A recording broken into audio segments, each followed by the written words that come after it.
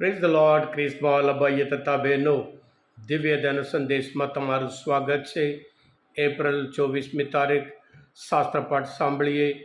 યોહાન ગ્રંથ 12મો અધ્યાય 44થી 50મી કલમ સુધી.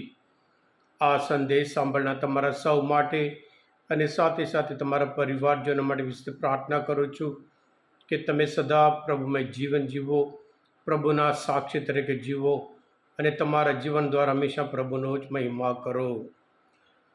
ખ્રિસ્તમાં લભાઈતા બહેનો, બર્નબાસ અને પાઉલ જ્હોન માર્ક કરીને યુવાનને સાથે લઈને જાય છે. જ્હોન માર્ક એ બર્નબાસના કસીન હતા. અંત્યોક્યમાં ઘણા બધા પ્રચારકો, પ્રબોધકો હતા અને દુનિયામાં ફર્સ્ટ મિશન કહેવાય. ઈશ્વરે એમને પ્રેરણા આપી એ પ્રમાણે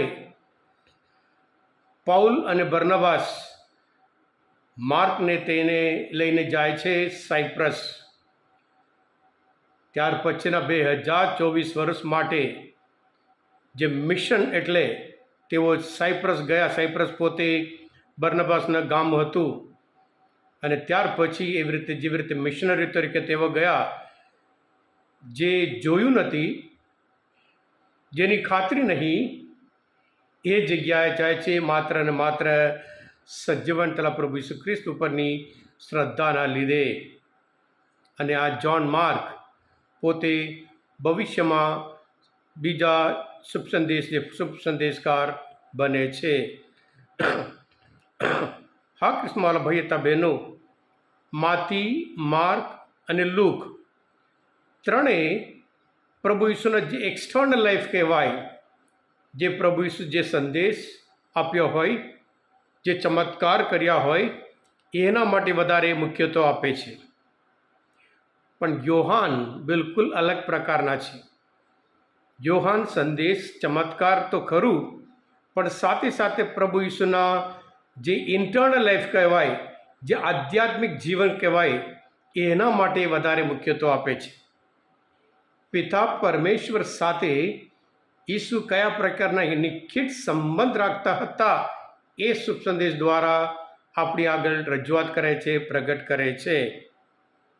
હા કૃષ્ણ ભાઈ હતા બહેનો, આ શાસ્ત્રપાઠ આપણે બતાવે છે જે ઈસુને દર્શન કરે છે એ ઈશ્વરને દર્શન કરે છે.